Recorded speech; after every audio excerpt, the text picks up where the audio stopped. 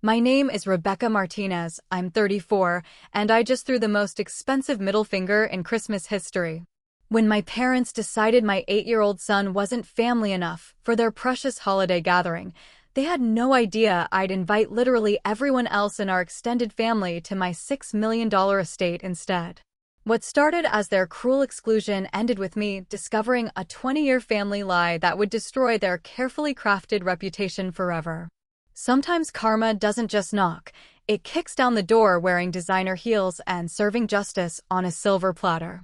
But before I tell you how I turned their betrayal into the sweetest revenge of my life, I need to know, where are you watching from? Are you team justice or team forgiveness? Hit that like button if you've ever felt excluded by your own family, and don't forget to subscribe because this story has more twists than a soap opera. Trust me, you'll want to see how this Christmas miracle of revenge unfolds. Growing up, the Martinez family looked picture perfect from the outside. My parents, Elena and Carlos, owned a successful chain of upscale Mexican restaurants across California. We lived in a sprawling house in Beverly Hills, took exotic vacations, and attended the best private schools money could buy. Family gatherings were elaborate affairs. Think 50-person Christmas dinners with hired staff, perfectly coordinated decorations, and enough food to feed a small army. But perfection has its price, and in our family, that price was conditional love. My parents had very specific expectations about what their children should become. My older brother Diego followed the script perfectly, Stanford MBA, married his college sweetheart Maria, who came from another wealthy Mexican-American family, and produced two adorable, well-behaved children who spoke perfect Spanish and played classical piano. He joined the family business and expanded it into Arizona and Nevada. Then there was me. I was always the wild card, the one who colored outside the lines. While Diego studied business, I pursued journalism. While he dated within our social circle, I fell in love with whoever captured my heart. My parents tolerated my rebellious streak when I was young, assuming I'd eventually grow out of it and settle down with someone they approved of. That assumption shattered when I met James. James was everything my parents didn't want for me. He was white, from a middle-class family in Ohio, worked as a freelance photographer, and had no interest in their world of country clubs and charity galas. But he made me laugh until my sides hurt, supported my career ambitions, and loved me for exactly who I was, not who my parents wanted me to be. We dated for 3 years before I got pregnant. James was over the moon about becoming a father, but my parents? They were horrified. Not because I was unmarried, that they could spin to their friends. No, they were horrified because this meant their grandchild would be mixed race, and in their image-obsessed world, that was unacceptable. Think about your future, Mija, my mother pleaded during one of our many arguments. This man cannot provide for you the way you deserve. And the baby, it will be confused about its identity. Is that what you want? My father was more direct. You're throwing away everything we've built for this family for what? Some gringo with a camera. But I was in love and stubborn, two combinations that don't mix well with controlling parents. When James proposed, I said yes immediately. We planned a small wedding, nothing fancy, just close friends and family. My parents attended but made their disapproval known through every forced smile and backhanded comment. 8 months later, my beautiful son Michael was born. He had James's bright blue eyes and my dark hair, and he was absolutely perfect. For a brief moment, I thought becoming grandparents might soften my parents' hearts. I was wrong. They barely acknowledged Michael's existence. While Diego's children received expensive gifts, elaborate birthday parties, and constant attention, my son got polite but distant recognition. Family photos were strategically arranged so Michael was either excluded or pushed to the edges. During family gatherings, my parents would coo over Diego's kids while treating Michael like he was invisible. James tried to make it work for my sake, but watching our son be treated as less than eventually wore him down.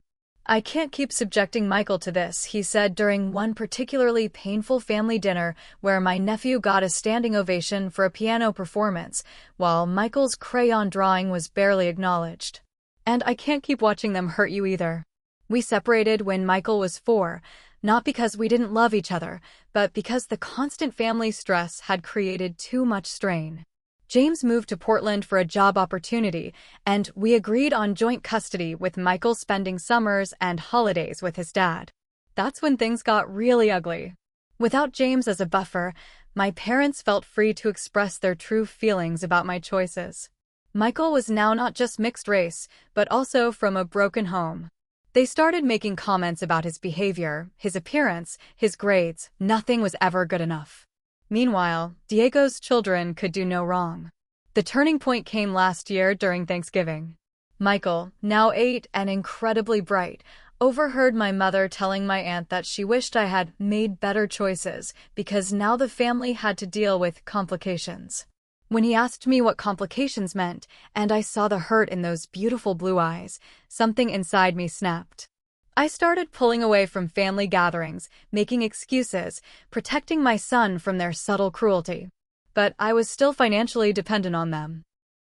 My journalism career was going well, but not well enough to compete with their lifestyle. I lived in their guest house, drove a car they helped me lease, and relied on their connections for many of my freelance opportunities. That dependency was about to end in the most spectacular way possible. 3 months ago, I received a phone call that would transform my life completely. My great-aunt Esperanza, my grandmother's sister who had moved to Spain decades ago, had passed away at age 89. I had met her only a few times during childhood visits, but we had maintained a correspondence over the years through letters and later emails. Esperanza had never married or had children, dedicating her life to building a successful textile business in Barcelona. She was the family rebel of her generation, a woman who chose independence over tradition, business over motherhood, and authenticity over approval.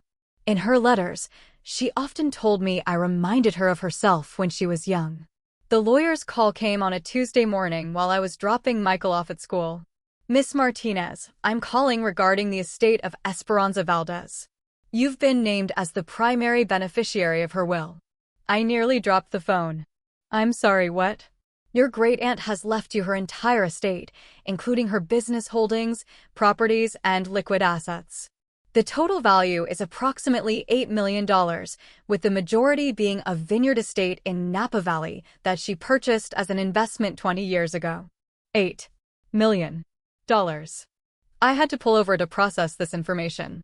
Esperanza had left me everything: the Spanish textile business, a Barcelona apartment, some investments, and most significantly, a sprawling vineyard estate in Napa Valley worth $6 million.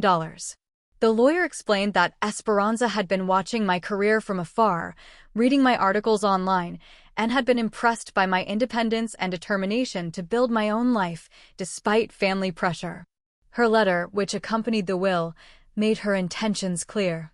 "My dear Rebecca, you are the only one in our family who has chosen to live authentically rather than according to others' expectations. I see in you the same spirit that drove me to leave Mexico and build my own life in Spain. This inheritance is not just money, it is freedom. Use it to build the life you truly want, not the one others think you should have. And remember, family is not always about blood. Sometimes we must create our own family with people who truly see and value us." The next few weeks were a whirlwind of paperwork, legal meetings, and life-changing decisions.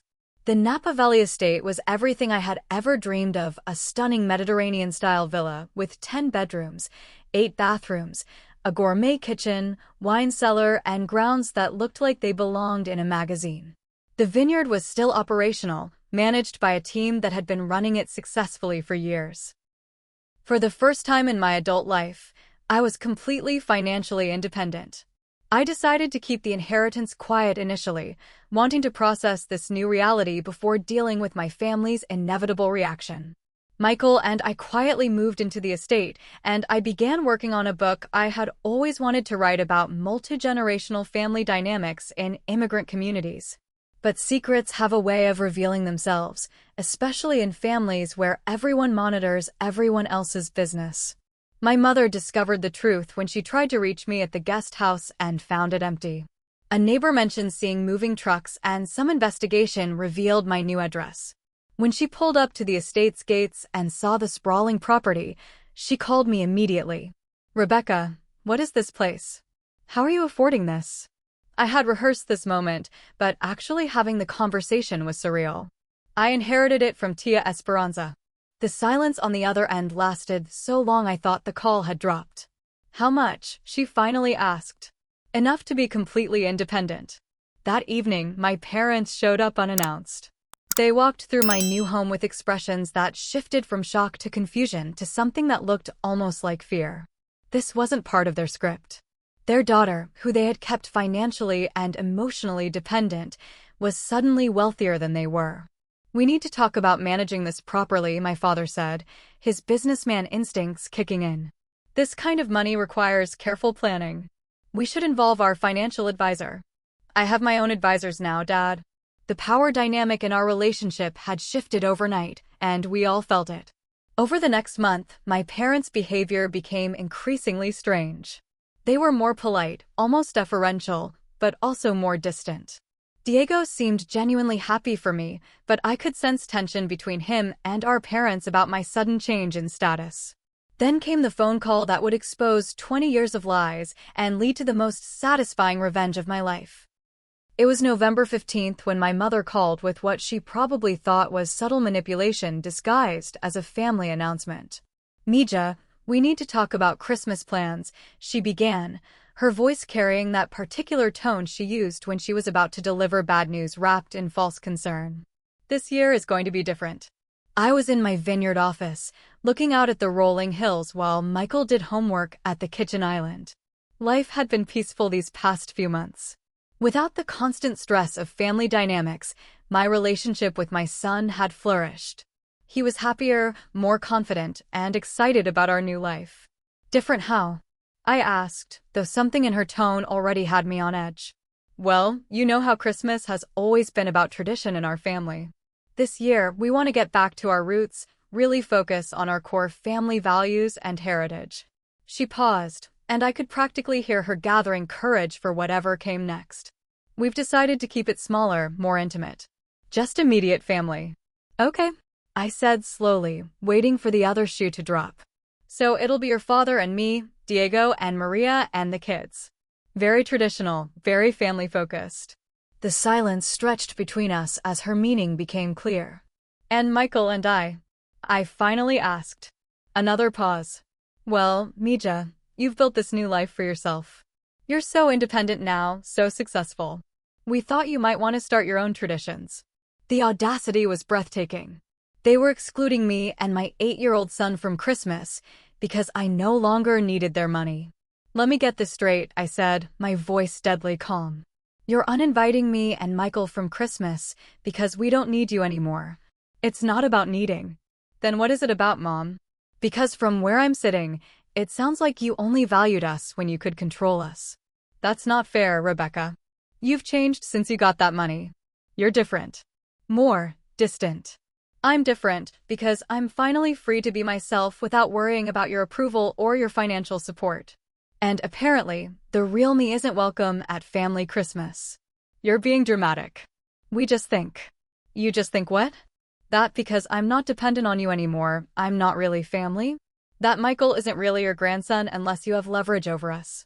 The conversation deteriorated from there, with my mother insisting I was overreacting and me realizing just how conditional their love had always been. When I finally hung up, I sat in my office staring out at my beautiful vineyard, feeling a mixture of hurt and rage. Michael found me there 20 minutes later. Mom, are you okay? You look upset. I pulled him onto my lap, this beautiful boy who deserved so much better than grandparents who saw him as a disappointment rather than a gift. Grandma and Grandpa won't be including us in Christmas this year, baby. His face fell. Despite their treatment of him, he still loved them and longed for their acceptance. Did I do something wrong? My heart shattered. No, sweetheart. You did absolutely nothing wrong.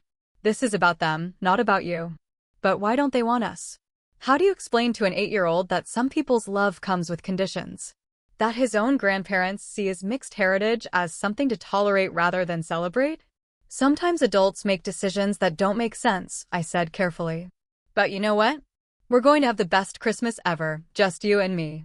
That night, after Michael went to bed, I poured myself a glass of wine from my own vineyard and sat on my terrace, looking out at the twinkling lights of the valley below.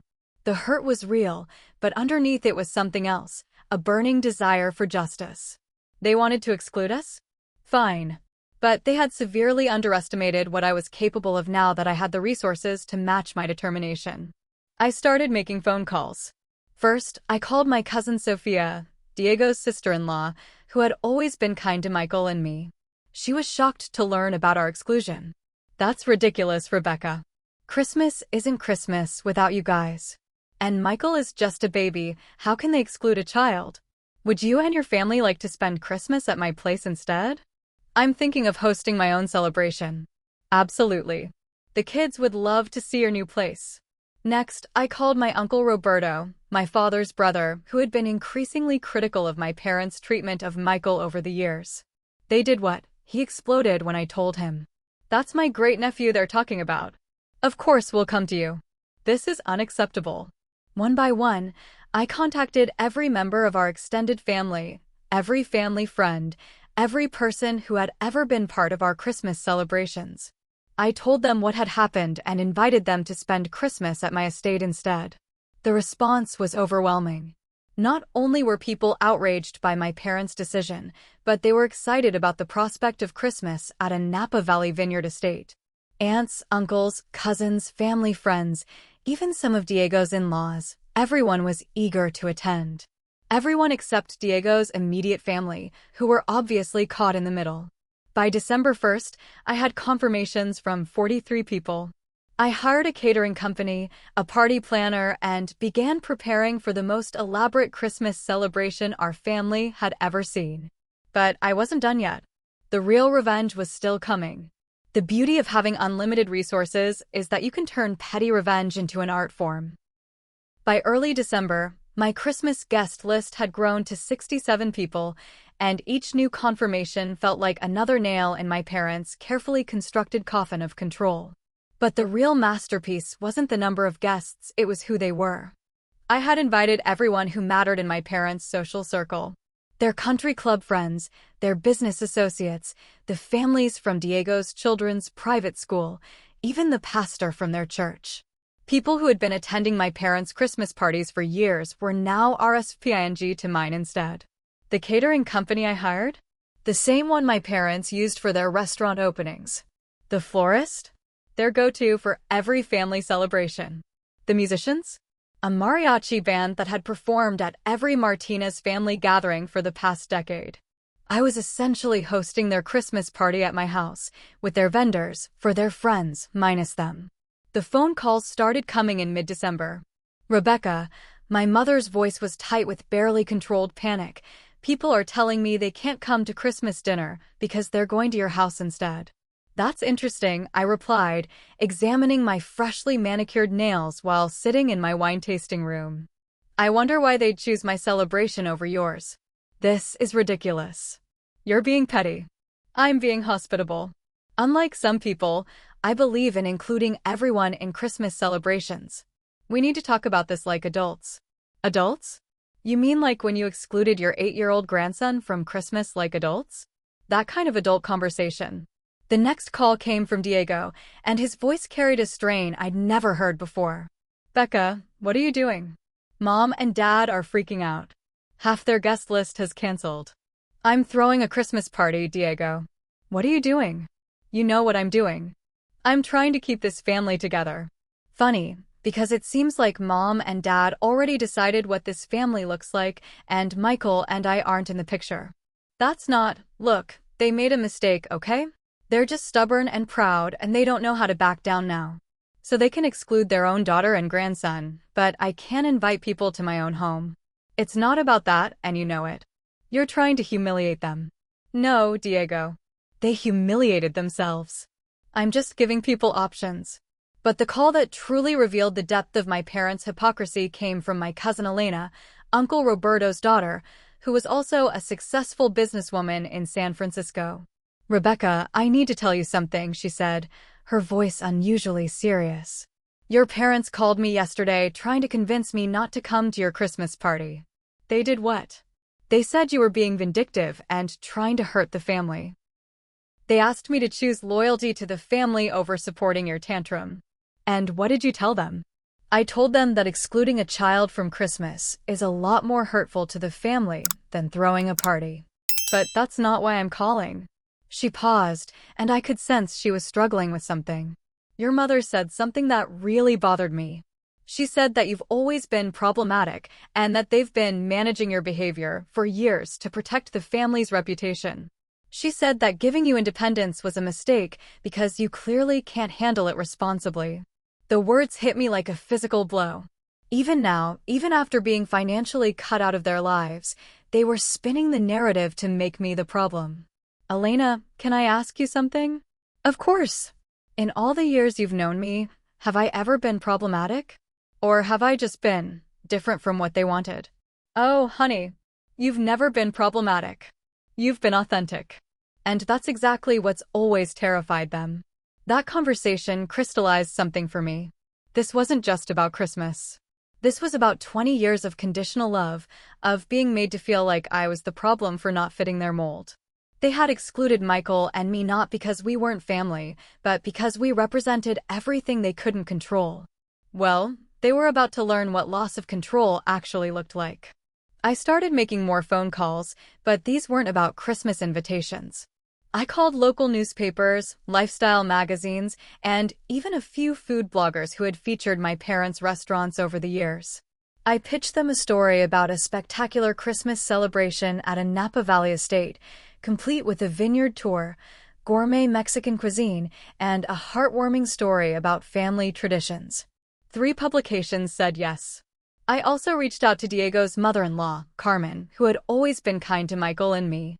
She was shocked to learn about our exclusion, and even more shocked by what she told me next. Rebecca, I have to tell you something. Maria mentioned that your parents asked Diego not to bring Michael and you up in conversation at Christmas. They want to pretend you don't exist for the day. The audacity was staggering. Not only were they excluding us, but they were asking Diego to erase us from conversation entirely. That's when I decided the nuclear option was justified.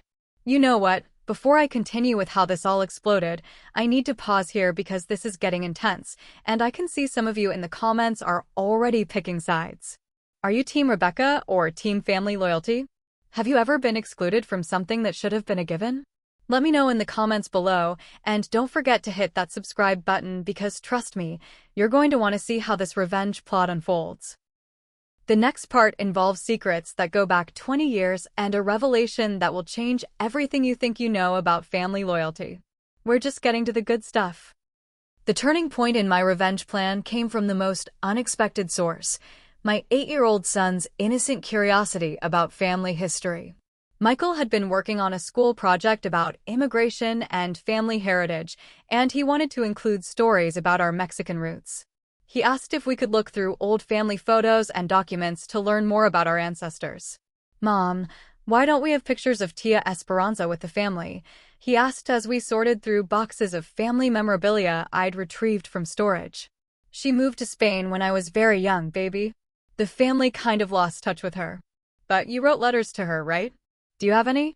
I did have them, decades of correspondence between Esperanza and me, mostly in Spanish, documenting everything from my childhood achievements to my struggles with family expectations. As we read through them together, with me translating, Michael made an observation that stopped me cold. Mom, Tia Esperanza talks about sending money to help with something, but she sounds worried that Grandma and Grandpa don't know. What was she helping with? I reread the letter he was pointing to, dated 15 years ago. Esperanza mentions sending funds to help with my education, but she asked me not to mention it to my parents because they had made their position clear about accepting help. That was odd. My parents had paid for my education at USC. Why would Esperanza be contributing money for something they were already covering? Curious now, I pulled out more letters from that time period.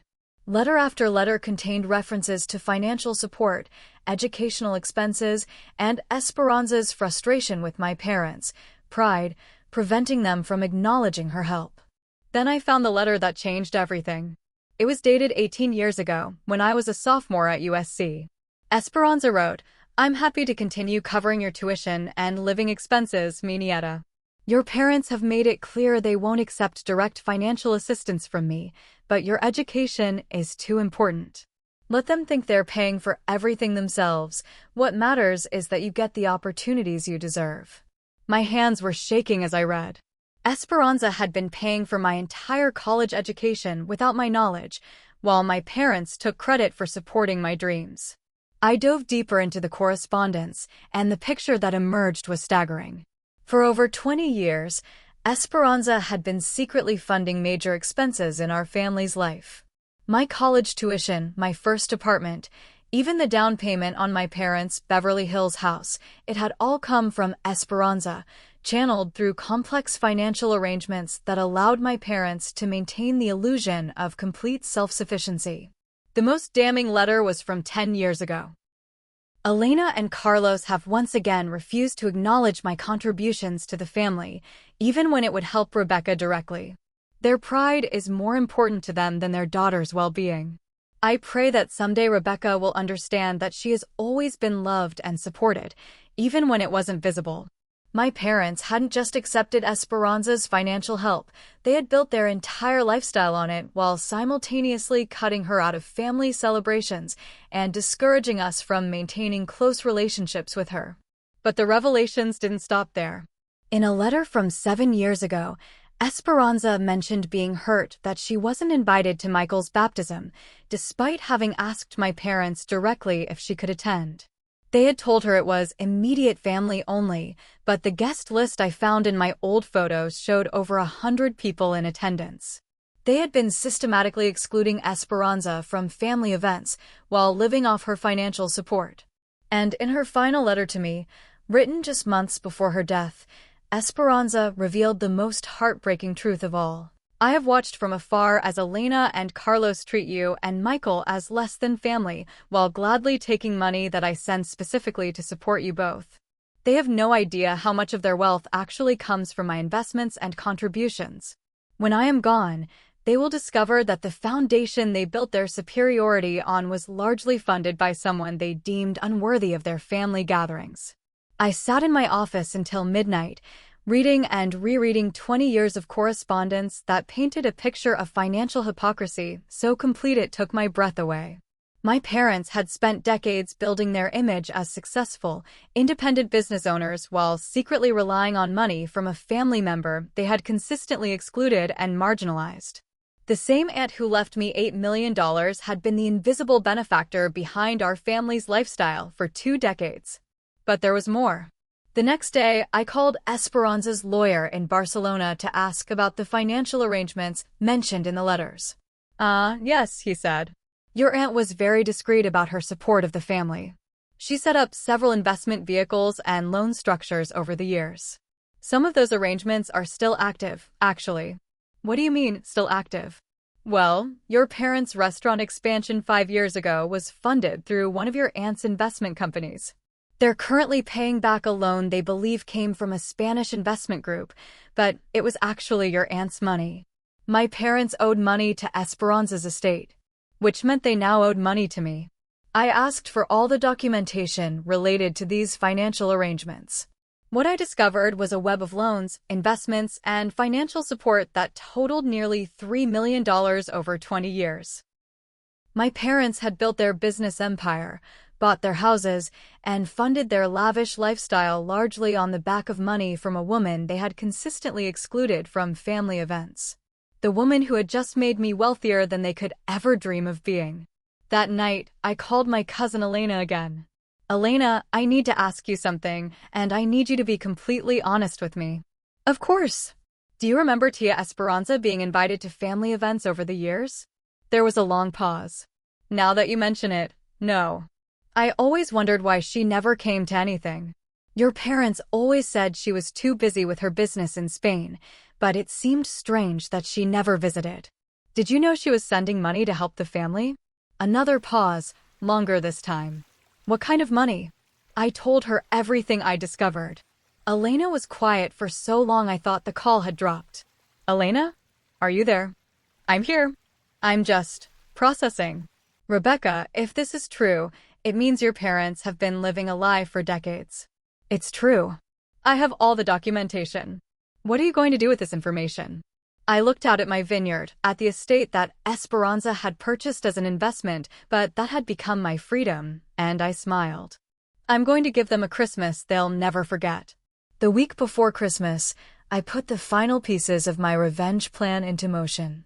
Armed with 2 decades of documentation proving my parents' financial hypocrisy, I began making strategic moves that would unravel their carefully constructed image once and for all. First, I contacted the lawyer handling Esperanza's estate and requested a formal audit of all outstanding loans and financial obligations. As the primary beneficiary, I now had the legal authority to call in debts that Esperanza had been too generous to pursue. The numbers were staggering. $2.7 million in outstanding loans, unpaid investment returns, and financial support that my parents had received over the years while excluding their benefactor from family celebrations. But calling in the debt wasn't about the money, it was about the message. Next, I reached out to the 3 publications that had agreed to cover my Christmas celebration. I shared the heartwarming angle they were expecting, but I also provided them with a more complex story about family dynamics, financial independence, and the true meaning of gratitude during the holidays. The food blogger Maria Santos was particularly interested in the connection between my great-aunt's legacy and my current success. So your great-aunt essentially funded your family's lifestyle for decades while being excluded from family events, she asked during our phone interview. That's correct.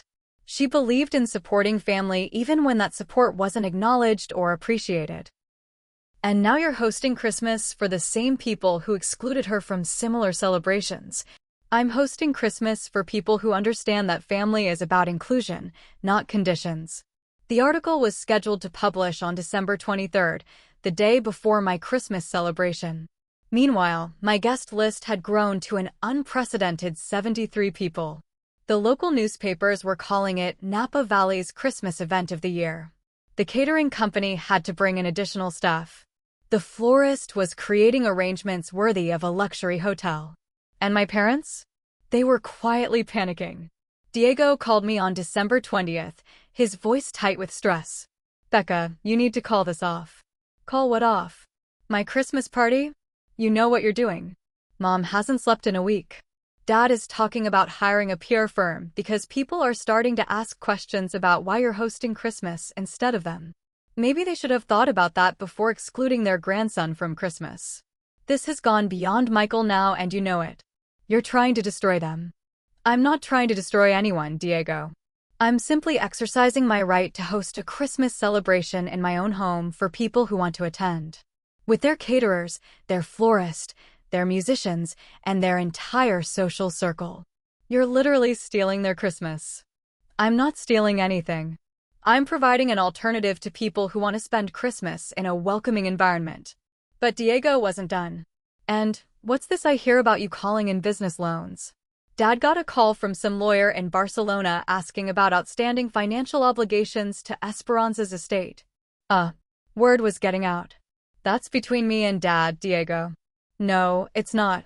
If you destroy their business, you destroy the livelihood of everyone who works for them. Is that what you want? To hurt innocent people because you're angry. For the first time, Diego's words gave me pause. I hadn't fully considered the collateral damage of my financial maneuvering. The restaurants employed over 200 people across multiple locations. But then I remembered 8-year-old Michael asking if he had done something wrong to make his grandparents not want him at Christmas, and my resolve hardened.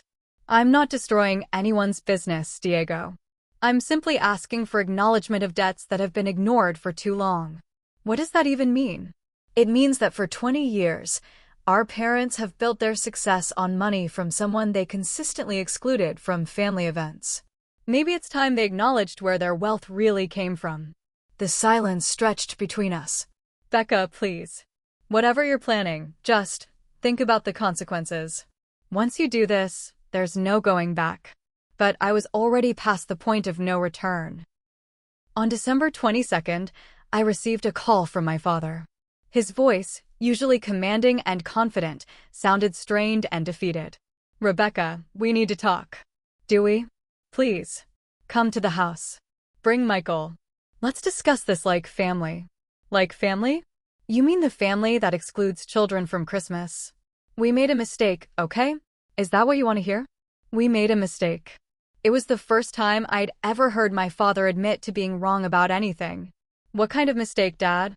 We let our pride get in the way of what's important. We should never have excluded Michael from Christmas. He's our grandson, and we love him. And me? A pause. You're our daughter. We love you too. But nothing. We want you both at Christmas dinner. We want to be a family again. It was a pretty speech, but it was also too little, too late. The damage had been done, the invitations sent, the articles written. I appreciate that, Dad, but I already have plans. 73 people are coming to my house for Christmas. I can't exactly cancel now. Then we'll come to you. The audacity was breathtaking. After months of excluding us, they wanted to invite themselves to our celebration. That's not how invitations work, Dad. Rebecca, please. Don't do this. Whatever you're planning, whatever you think you know about our finances, we can work it out privately. There it was. He knew I'd discovered their secret. This isn't about finances, Dad. This is about family. And family doesn't exclude children from Christmas because they've outgrown their usefulness. That's not what happened, isn't it? Because from where I'm sitting, it looks like you loved us when you could control us and discarded us when we became independent. The conversation ended with him pleading for a private meeting to discuss our family matters away from public scrutiny. But I was done having private conversations where they controlled the narrative.